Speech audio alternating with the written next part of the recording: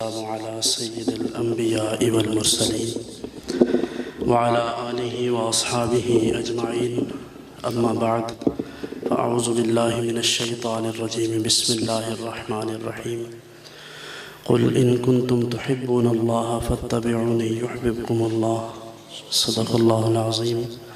قال الله تبارك وتعالى في شان حبيبه إن الله وملائكته يصلون على النبي يا أيها الذين آمنوا صلوا عليه وسلموا تسليما الصلاة والسلام عليك سيدي يا رسول الله وعلى آلك وأصحابك سيدي يا حبيب الله الصلاة والسلام عليك سيدي يا رحمة للعالمين وعلى آلك وأصحابك سيدي يا خاتم النبيين اللہ تبارک و تعالی جل جلالہ وعم نوالہ وعز اسمہ کی حمد و ثنا اور حضور نبی کریم رؤوف الرحیم صلی اللہ علیہ وآلہ واصحابہ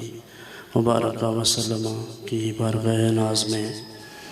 ہدیہ درود و سلام عرض کرنے کے بعد نہایت ہی واجب الاحترام حضرات علماء کرام بالخصوص استاذ العلماء حضرت صاحبزادہ قاری خالد محمود صاحب نقشبندی زیدہ علمہ اور جناب قبلہ صاحبزادہ علامہ نور المصطفیٰ صاحب رضوی زیدہ علمہ اور دیگر احباب طریقت، آج کی یہ عرس پاک کی تقریب جس میں ہم سب حاضر ہیں، اور میری بھی یہی کوشش ہے کہ جس طرح صاحبزادہ صاحب نے وقت کا اختصار پیش نظر رکھا، میں بھی دو چار باتیں کر کے آپ حضرات کی آپ کے لیے آسانی کا سامان پیدا کروں، کیونکہ 10-11 بجے کا پروگرام شروع ہوا ہے اور ویسے بھی مجھ سے قبل علماء نے بڑی اچھی گفتگو فرمائی ہے۔ میں قبلہ آسی صاحب رحمۃ اللہ علیہ کی جو خدمات ہیں، ان کی جو کاوشیں ہیں یا ان کا جو انداز تربیت ہے، ان میں سے کسی بھی چیز کو دیکھتا ہوں تو بلا مبالغہ، چونکہ کچھ وقت جب وہ وہاں تشریف لاتے تھے تو کچھ وقت ہمیں ملا کہ ہم ان کو قریب سے دیکھ سکتے تھے۔ میں نے جو چیزیں ان کی طبیعت میں دیکھی، ان میں سے سب سے زیادہ جس چیز کا غلبہ تھا ان پر،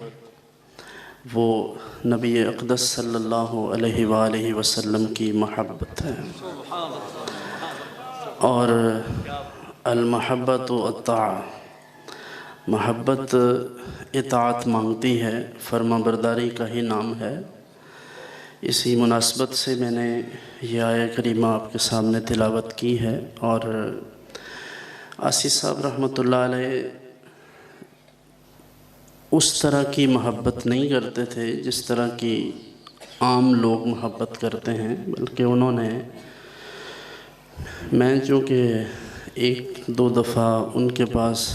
ایسے موقع پر حاضر ہوا کہ وہ شدید علیل تھے، میں ذاتی طور پر I was really impressed کہ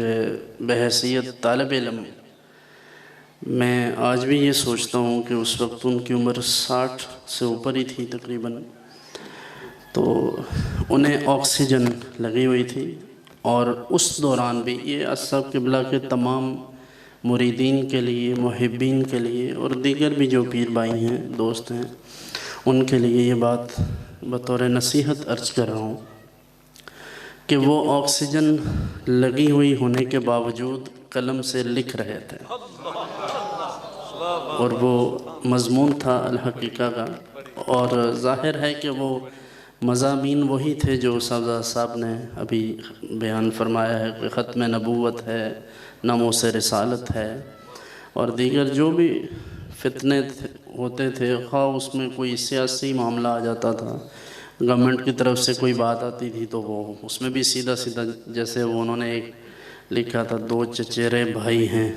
گجرات کا، نام و نشان اس طرح کر کے کچھ بھی وہ جو ان کے ذہن میں آتا تھا، جو ان کو اپیل کرتا تھا کہ یہ کرنا چاہیے، وہ کر گزرتے تھے۔ مشرف دور میں بھی کافی آپ کو پتہ ہے مشکلات تھیں، لیکن بہرحال تو میں دیکھتا ہوں کہ ان کے جو محبین ہیں یا معتقدین ہیں، ان میں کی اکثریت پڑھے لکھے لوگ ہیں، یعنی وہ تعلیم سے کسی نہ کسی حوالے سے وابستہ ہیں، خواہ وہ دنیاوی تعلیم ہے یا دینی تعلیم۔ تو ہمیں بجائے اس کے کہ صرف کرامات پر اکتفا کریں، جیسے ایک بات ابھی یہاں فرمائی انہوں نے صاحب نے کہ مرید کو تو ایسے سوچنا چاہیے کہ شیخ میرے معاملات سے آگاہ ہے۔ میں اسی سے جو ایک چیز مترشح ہوتی ہے اس پر آپ کی توجہ مبذول کرانا چاہتا ہوں کہ اگر ہم یہ سمجھتے ہیں کہ ہمارے مربی اور ہمارے شیخ یا ہمارے بزرگ ہمارے معمولات اور معاملات سے آگاہ ہیں، تو پھر ہمارے معمولات اچھے کیوں نہیں ہوتے؟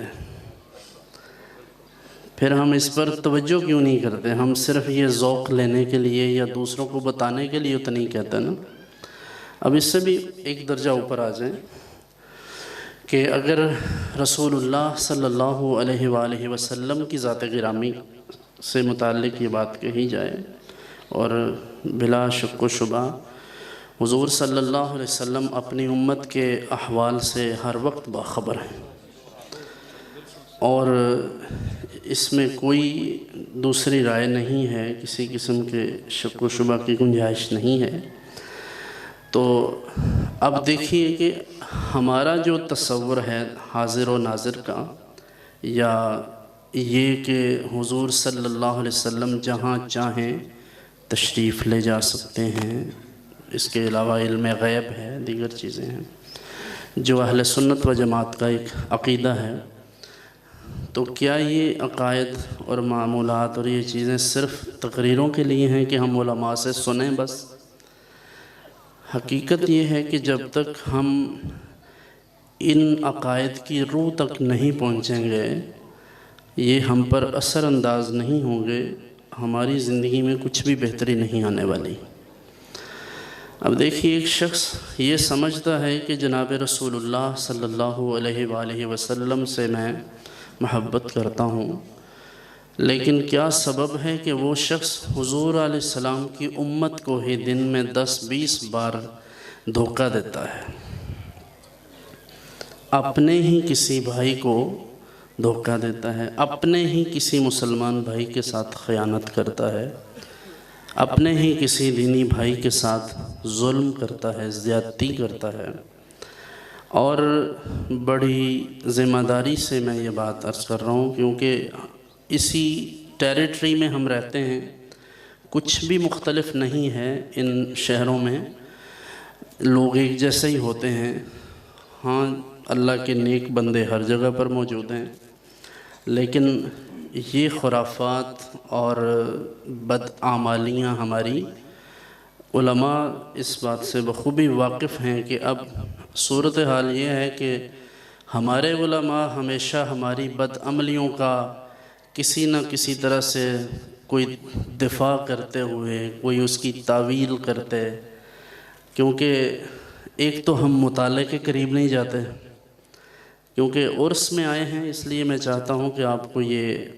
پتہ ہو کہ عرس میں آنے کے مقاصد کیا ہیں، درگاہوں پر، خانقاہوں پر، مزارات پر کیوں جایا جاتا ہے، ان مجالس خیر کے مقاصد کیا ہیں۔ تصحیح عقائد اور اس کے بعد تصحیح اعمال، دو ہی چیزیں ہیں، آمنوا وعملوا الصالحات۔ ایک ایمان ہے، پھر اس کے بعد عمل صالح ہے۔ ایمان صرف اکیلا ایمان اگر ہوگا تو عمل صالح کی کوشش بھی نہیں ہوگی، تو نتیجہ یہ نکلے گا کہ کسی بدعقیدہ کے ہتھے چڑھے گا، پھر عمل صالح کی وجہ سے عقیدہ میں ڈائیورجن آ جائے گا، اور یہ ایسی مثالیں موجود ہیں، آپ کی ہمسائیگی میں موجود ہیں۔ اس لیے میں یہ سمجھتا ہوں کہ بنیادی طور پر ہمارے لوگوں کو یہ چیز سامنے رکھتے ہوئے کہ ماضی میں ہم نے کیا کیا کھویا ان چیزوں سے، ابھی بھی ہم اسی ڈگر پہ ہیں، کوئی خاص فرق نہیں پڑا۔ بس فرق یہ ہوتا ہے کہ ہم کسی چیز کا نام بدل لیتے ہیں، عنوان بدل لیتے ہیں۔ ہماری محافلیں دیکھ لیں، جس طرح کی محافل ہوتی ہیں ہماری، ان محفلوں کو دیکھیں، پھر اس میں ابھی ختمات کا جو ایک سلسلہ ہے لمبا چوڑا۔ میں نے ایک دفعہ یہاں ایک گاؤں ہے قریب بوا، وہاں کچھ گفتگو کی تو بیچارے مولوی حضرات، ظاہر ہے جس کے مفاد پہ زد پڑے گی وہ بیچارہ کچھ بھی کرنے کے لیے تیار ہوگا، وہ آخری حد تک چلے جاتے ہیں۔ اور ویسے بھی ہمیں تو برداشت سکھائی نہیں جاتی، ہم تو اختلاف رائے کو کفر سمجھتے ہیں، حالانکہ ہمارے کبار ائمہ صلحاء علماء کا یہ طریق ہے، وہ مخالف کی بات کو برداشت کرتے ہیں، دلائل سے جواب دیتے ہیں۔ میں نے صرف یہ کہا کہ بھائی یہ ختمات پر خرچ نہ کیا کریں اتنا، اس سے زیادہ اور بھی کئی ضروری کام ہیں۔ آج بھی کہہ رہا ہوں، اب بھی اسی بات پر قائم ہوں، لیکن وہ بیچارے جو ختم سے منع کر دیا، ختم سے منع کر دیا، حرام کہہ دیا، اس کو حرام کہہ دیا۔ یعنی اس طرح کی چیزوں کا ہمیں کیا فائدہ ہوگا؟ ہم اگر اپنی چھوٹی موٹی کوتاہی خود صحیح کریں گے تو کسی دوسرے مسلک کے بندے کو پروپیگنڈا کرنے کا موقع نہیں ملے گا۔ دیگر مسالک کے جو یعنی آپ کے جو مخالفین ہیں، ان کی ساری عمارت کھڑی ہے ہماری کوتاہیوں پر۔ وہ عقیدے پر تو اعتراض ہی نہیں کر سکتے، نہ ہی اپنے عقیدے میں اتنی اٹریکشن رکھتے ہیں کہ وہ کسی کو کہیں کہ جی آؤ نبی صلی اللہ علیہ وسلم کو دیوار کے پیچھے کا علم نہیں، ہمارا یہ ایجنڈا ہے، آؤ تم ہمارے ساتھ چلو۔ لوگ لعنت بھیجیں گے ان پر اگر وہ یہ کہے گا تو۔ جن چیزوں میں اٹریکشن ہے وہ کیا ہے؟ وہ ہم نہیں سیکھتے، وہ ہماری کوتاہی ہے۔ اب وہ کیا ہے؟ دیکھیں، ہم مزارات پر آتے ہیں، ہم نے کبھی کسی عالم سے یہ پوچھنے کی کوشش کی کہ مزار پر جا کر سنت طریقہ کیا ہے بیٹھنے کا، سلام عرض کرنے کا، فاتحہ کا؟ کوئی اس میں لمبی چوڑی سائنس نہیں ہے، کوئی اس کے 20-25 واجبات تو ہیں نہیں جو آپ کو یاد کرنے پڑیں گے۔ سیدھی سی بات ہے، باوضو ہو کر جائیں، فاصلے پہ رہیں، یہی زیادہ مناسب ہے۔ احوط یہی ہے کہ فاصلے پر رہیں اور دعائے خیر کریں، جو ما تیسر من القرآن، سورہ فاتحہ پڑھیں، سورہ اخلاص پڑھیں، آیت الکرسی پڑھیں، پڑھ کر اللہ کی بارگاہ میں دعا کریں اور اصالِ ثواب درجہ بندی کے ساتھ جو ہے سب سے پہلے نبی اکرم صلی اللہ علیہ وسلم کی بارگاہ میں ہدیہ پیش کریں، پھر اس کے بعد ترتیب کے ساتھ نیچے کی طرف، پھر صاحب مزار کو کریں، پھر اس کے بعد اللہ کی بارگاہ میں دعا کریں، پھر ان کے وسیلے سے کریں، جو دل میں باتیں ہیں وہ سب کریں۔ لیکن مجھے یہ بتائیں، اب مزارات کا جو ہم نے استعمال بنا رکھا ہے وہ کیا ہے؟ یعنی ہمارے عوام الناس، اور یہ یہاں کی بات نہیں میں کر رہا کہ یہاں کچھ ایسا ہو رہا ہے، اب اکثریت کے ساتھ آپ مزارات پر جائیں، یہ آپ عوام میں سے لوگ آتے ہیں نا، اس لیے میں آپ کو ایڈریس کر رہا ہوں کہ آپ اپنی خواتین کو سمجھائیں کہ اگر وہ مزارات پر جانا چاہیں تو کم از کم وہ اتنا خیال کریں کہ اس وقت وہاں مرد حضرات موجود نہ ہوں، اختلاط نہ ہو سکے۔ پھر اگر جانا ہی چاہتی ہیں تو آداب کو ملحوظ خاطر رکھیں، باپردہ ہو کر جائیں، اور پھر وہاں جا کر اب لوگ باقاعدہ فوٹو سیشن کرتے ہیں۔ چند دن پہلے میں وہاں دربار شریف میں موجود تھا، جمعہ کے بعد میں مزار شریف پر حاضر ہوا، تھوڑی دیر قرآن پاک پڑھنا تھا، میں بیٹھا رہا تو وہاں ابا جی کے مزار پر تھا، تو وہاں چونکہ لوگ اتنا زیادہ نہیں، سامنے سے دیکھ نہیں سکتے، اندر تھا میں بالکل۔ آپ اندازہ کریں سورہ کہف کتنا ٹائم لگ سکتا ہے اس میں، وہ پڑھی بس۔ اس دوران 20 سے 25 لوگ باری باری وہاں آ کر کوئی فوٹو سیشن کر رہا ہے، کوئی ہلا گلا کر رہا ہے، موج مستی کر رہا ہے، کیا کچھ کر رہے ہیں۔ اور یہ ان درگاہوں کے حالات ہیں جن پر پورا کنٹرول سمجھا جاتا ہے، کہ ہم سمجھتے ہیں کہ یہ ہمارا بڑا کنٹرول ہے۔ تو میں بینگ اے کسٹوڈین یہ بڑی ذمہ داری سے عرض کر رہا ہوں کہ ہمارے کنٹرول میں عوام نہیں ہیں، آپ عوام شتر بے مہار ہیں، آپ کا جو دل چاہتا ہے وہ آپ کرتے ہیں۔ اس لیے میں آپ سے یہ عرض کروں گا کہ مزارات پر جانے کے مقاصد یہ نہیں ہے کہ ہم سیلفیاں لیں، وہاں جا کر گروپ فوٹوز بنوائیں۔ وہ ٹھیک ہے، کسی کو کوئی سمجھتا ہے اس میں برکت ہے تو سمجھ کے بنا لے فوٹو، لیکن یہ مقاصد میں سے نہیں ہے۔ مقاصد میں سے پہلا مقصد لِأَنَّهَا تُذَكِّرُ الْآخِرَةَ۔ اب مزارات پر جب جائیں گے تو پہلی بات تو یہ ہے، پھر اس کے بعد حصول اکتساب فیض ہے، پھر آپ فاتحہ خوانی کرتے ہیں، دعائیں مانگتے ہیں، یہ سارے مقاصد ہیں، کچھ سیکھنا مقصود ہے۔ لیکن ہم جو کرتے ہیں یہ شریعت کا، اللہ اور اس کے رسول کا، جو اللہ اور اس کے رسول صلی اللہ علیہ وسلم کی تعلیمات ہیں، یہ اس کے خلاف ہیں۔ اس لیے ہمیں ان چیزوں میں احتیاط کرنی چاہیے۔ صاحب رحمۃ اللہ علیہ تشریف لے جاتے تھے، حاضر ہوتے تھے وہاں تو مراقبہ کرتے تھے۔ اب موسٹلی لوگوں کو مراقبے کا نہیں پتہ، کیونکہ ہمارا یہ شعبہ ہی نہیں ہے نا۔ ہمارا شعبہ کیا ہے؟ یہ ہاتھ اوپر، وہ ہاتھ اوپر، زور سے نعرہ، 10 منٹ کا نعرہ۔ اب بھائی آپ سننی ہیں اور محفل میں سننی ہی آئے ہیں، ایک آدھ نعرہ برکت کے لیے رکھ لیں، باقی لوگوں کو کچھ سمجھائیں گے۔ اس کے علاوہ بھی بہت سارے کام ہیں، وہ کر لیں پہلے۔ میں بہت عرصے سے یہ باتیں کہتا آ رہا ہوں کہ یار تھوڑی سی سنجیدگی پیدا کر لیں۔ اتنی زور سے اتنا شاؤٹ کر کے بولتے ہیں کہ جو بیٹھے ہوئے لوگ ہیں ان کے کانوں کو، میں تو اپنی بات کرتا ہوں، میں کسی ایسی محفل میں چلا جاؤں، خواہ کوئی نعرے کا مسئلہ ہے یا نعت خوانوں کا، ہمارے خطبہ بھی بعض اوقات بہت اونچا بولتے ہیں، تو مجھے بتائیں کہ کیا اونچا بولنے سے زیادہ دل پر اثر ہوتا ہے؟ میرا خیال ہے دماغ پر زیادہ اثر ہو جاتا ہے، دل پر کم ہوتا ہے۔ تو آپ دلیل سے، ابھی حضرات بیان فرما رہے تھے، تو ظاہر ہے بعض اوقات ضرورت پڑتی ہے، آپ کو آواز اونچا کرنا پڑتی ہے، سنت بھی ہے، ضرورت کے مطابق آپ کریں۔ تو ہم بڑے اطمینان سے سن رہے تھے، لیکن یہی آپ اگر اس کے قریب کریں گے منہ تو اتنا زیادہ لوگوں کو آواز جائے گی، اس سے فائدہ کچھ نہیں ہوگا۔ زور سے نعرہ زور لگا کر استقبال کرنے کا، کھڑا سارے عوام کو کھڑا کرنے کسی کے استقبال کے، اس سے کیا حاصل محصول ہے؟ ہم ان چیزوں سے نکل ہی نہیں رہے۔ اچھا پہلے یہ کام محفلوں میں ہوتے تھے، اب جنازوں پر بھی ہوتے ہیں۔ میں ایک جگہ پہ جنازے میں گیا تو وہ پیر بھائی تھے، لیکن اتنا زیادہ وہ آتے جاتے نہیں تھے، تو میں نے ان سے کہا کہ بس آپ مجھے وقت بتا دیں، میں آ جاؤں گا۔ اس وقت قریب تھا اس وقت، تو وہاں میں پہنچ گیا، جنازہ پڑھا دیا تو 2-3 لوگ مجھے ملے۔ مذہبی لوگوں کا یہ ذہن ہے، ذہنیت دیکھ، مجھے کہتے ہیں کہ جنازہ کن نے پڑھایا جناب؟ میں کہا جی میں نے پڑھایا، مجھے گھر والوں نے کہا تھا تو میں نے پڑھا دیا۔ کہتے ہیں آپ نے بتایا ہی نہیں کسی کو؟ میں نے کہا کیا بتانا تھا جناب؟ کہتے ہیں جناب ہمیں بتاتے، ہم آپ کا تعارف کرواتے ہیں۔ میں نے کہا یہ حالات ہیں ہمارے کہ ہمیں اپنے تعارف کے لیے مردوں کا سہارا لینا ہے۔ ہم کسی کے مرے ہوئے شخص کو بھی نہیں چھوڑتے کہ اپنی کمپنی کی مشہوری دیں گے، اور لوگوں نے چمچے رکھے ہوں آگے،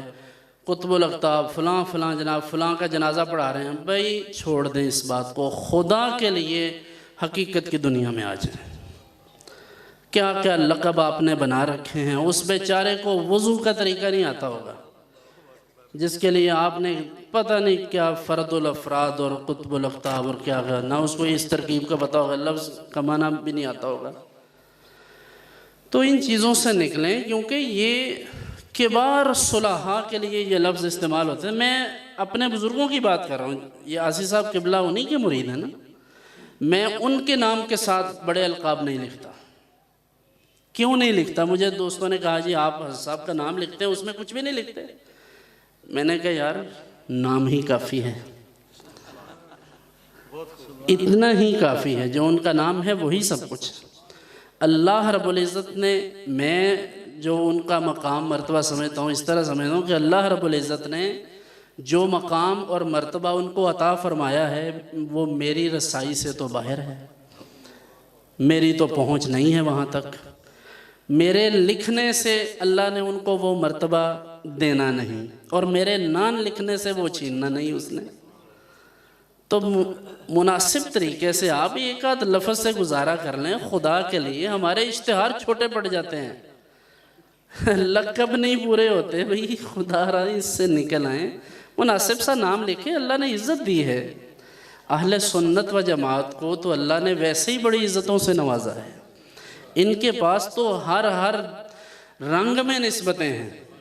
یہ کسی طرح کا بھی پروگرام کر لیں اس میں ان کے پاس برکتیں ہی برکتیں ہیں، نسبتیں ہی نسبتیں ہیں۔ ہمیں کون سی ٹینشن ہے اتنا جھوٹ بولنے کی؟ تو اس لیے میں یہ عرض کروں گا کہ جو اللہ نے ہمیں ٹائٹل دیا ہے اسی پر، مثلا اب میں سید ہوں، مجھے کوئی کچھ بھی نہ کہے، اللہ معاف فرمائے، ہم تو ویسے ہی جن بزرگوں کو ہم نے دیکھا ہے، جو اپنے بزرگوں سے سیکھا ہے،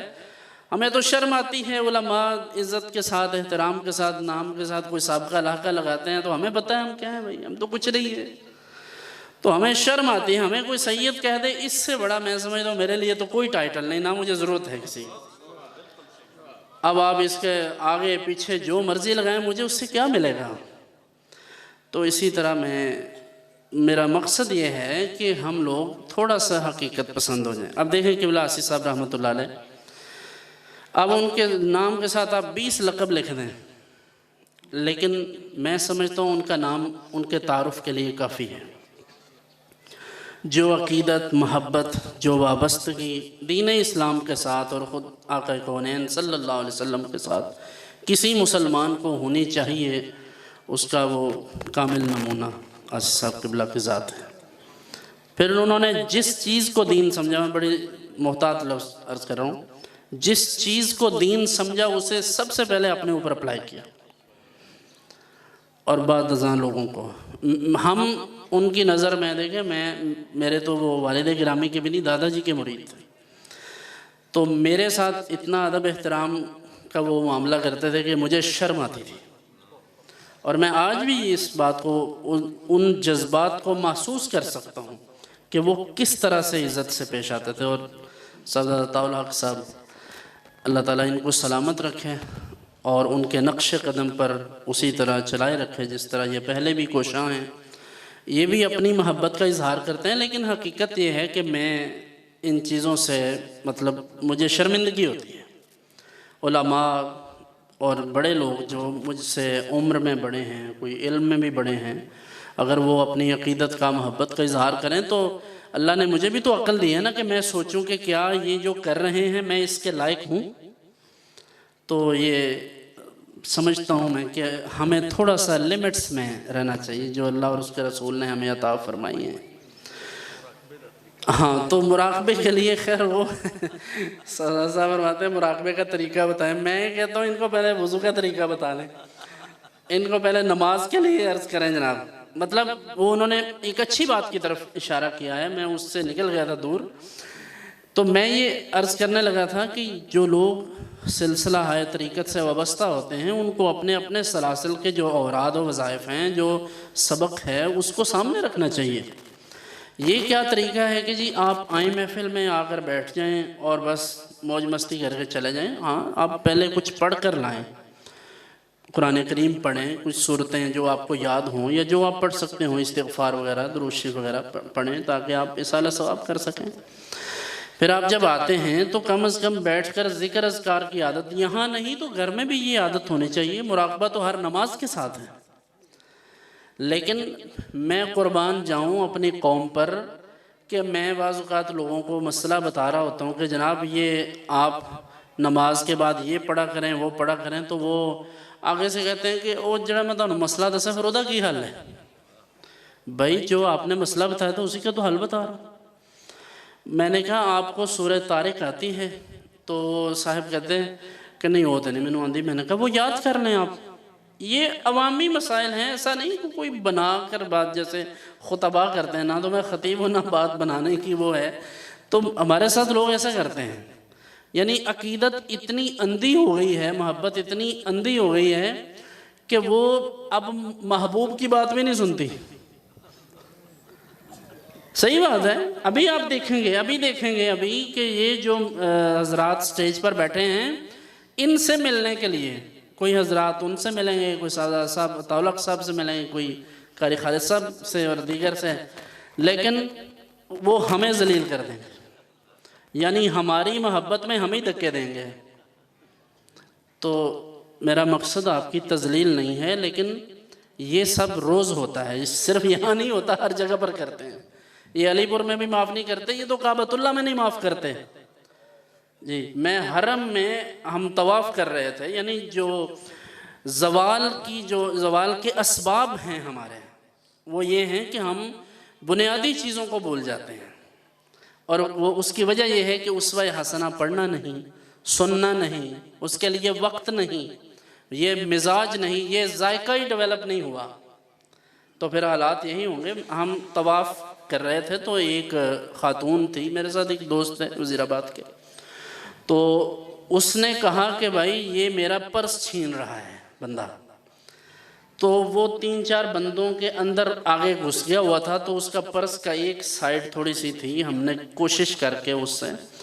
پرس واپس چھینا، اور اس شخص نے اس عورت کا دوپٹہ بھی ساتھ ہی کھینچ لیا۔ اب مجھے بتائیں کہ یہ جو قوم سمجھتی ہے کہ ہم انقلاب لائیں گے اور ہم ایک لحظہ میں یہ کر دیں گے وہ کر دیں گے، گستاخوں کو پٹا ڈال لیں گے، پٹا تو اپنے اندر جو گستاخ بیٹھا ہے نفس اس کو نہیں ڈال سکے ہم، کسی کو کیا سنبھلتا نہیں جن سے اپنا دوپٹہ سنبھالیں گے کیا وہ کلیجہ کسی کا۔ آپ تو بڑے گستاخوں کی بات کرتے ہیں، یہ تو بیچارہ اتنا سا ہے، یہ اس ٹائپ کا گستاخ بھی نہیں ہے، تو بڑے گستاخوں کے لیے زیادہ با کردار ہونا پڑے گا۔ تو وہاں، اور وہ بدقسمتی سے وہ شخص پاکستانی تھا۔ مجھے بتائیں اگر ہم حرم میں جا کر بھی یہ کریں گے، پھر وہاں جو دکانداریاں ہم کرتے ہیں، جو کمپنی کی مشہوری وہاں کرتے ہیں ہم، جو ہم نے کلچر بنا رکھا ہے۔ اب تو مجھے کافی عرصے سے رمضان شریف میں، ربیع الاول میں کوشش کرتا ہوں کہ حاضری کے لیے ان دنوں میں نہ جاؤں، تو مجھے دوست کہتے رہتے ہیں، تو میں اس لیے نہیں جاتا کہ رمضان میں اور ربیع الاول میں دکانداری اتنی ہوتی ہے کہ ہمیں شرم آتی ہے، ہمیں جگہ نہیں ملتی کہ بیٹھیں کہاں، جہاں بیٹھ کر تھوڑی دیر کے لیے آپ ذکر اذکار کر سکیں، درود و سلام پڑھ سکیں۔ ہم نے ہر جگہ پر اپنی سیٹنگ جو ہے، اپنا پیکج پورا رکھا ہے، وہاں بھی حرم میں کارڈ بانٹتے ہیں، تو اس لیے میں اپنی بات زیادہ میں طویل کر گیا ہوں۔ میرا مقصد یہ ہے کہ یہ ان آراس کے مقاصد میں سے نہیں ہے۔ ان آراس میں آنے کے مقاصد تو یہ ہیں کہ ہمارے عقائد کی اصلاح ہو، ہمارے اعمال کی اصلاح ہو، دو ہی چیزیں ہیں۔ تو اس کے لیے یہ ضروری ہے کہ نبی اقدس صلی اللہ علیہ وآلہ وسلم کی شریعت مطہرہ کو اپنایا جائے، اور اہل تصوف کے لیے حضرت مجدد الفسانی علیہ رحمہ فرماتے ہیں کہ فردائے قیامت از تصوف نہ خواہند پرسید، از شریعت خواہند پرسید۔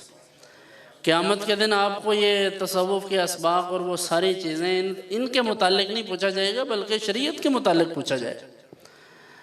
تو میں اس لیے عرض کرتا ہوں کہ مراقبہ، ذکر اذکار، یہ ساری چیزیں یہ ان لوگوں کے لیے ہیں جو حرام سے بچ سکتے ہوں، جن کا رزق پاک ہو۔